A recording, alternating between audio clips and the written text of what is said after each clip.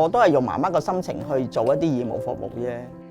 但佢係我哋第34個小朋友咯。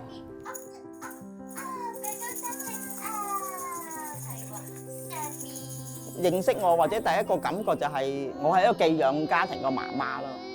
咁我覺得媽媽以媽媽個心情去做嘢，亦都係我個出發點嚟嘅。最早期Linda 有病，我哋成家人一個好哀傷嘅情緒之下啦，即係叫佢跌入低谷啦。就嗰時09年有病啦，咁啊到用咗1年時間去治療啦。又冇希望嘅醫生都同我講話，Linda 你到啦，幫唔到你啦。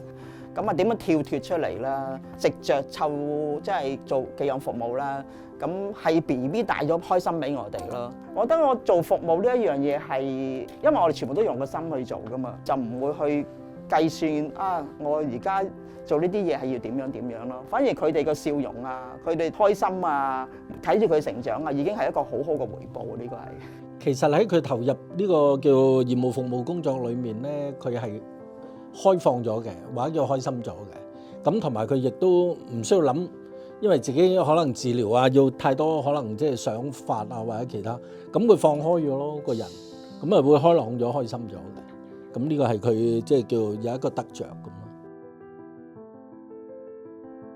咯。我最開心就係連我哋個鄰居啊都可以做埋我哋寄養服務咯。佢而家都同我哋一齊去做緊咯。佢自己做緊啦，佢個女嗰時未結婚咧，都同一齊孭 BB 咯。咁呢個就係最開心嘅事情嚟嘅，呢個係。分離嘅時間係啊，有啲係好掛住嘅，有啲好彩可以俾翻我哋可以見面啦。咁啊，有一啲領養咗都可以見翻啦，但係有一啲未必肯接觸嘅。咁啊，但係佢雖然離開咗我哋，都喺我哋個心入邊咯。其實我哋每一次每個小朋友走都會做一本相簿俾佢嘅，咁啊都會寫一封信俾佢嘅，咁都會同佢講其實你個開心啊，你將來啊都要係靠你自己嘅，靠你自己去爭取嘅。咁啊唔好覺得你自己點解冇人哋原生家庭咁有咩嘢俾你咯。其實你嚟到已經好多人愛你嘅。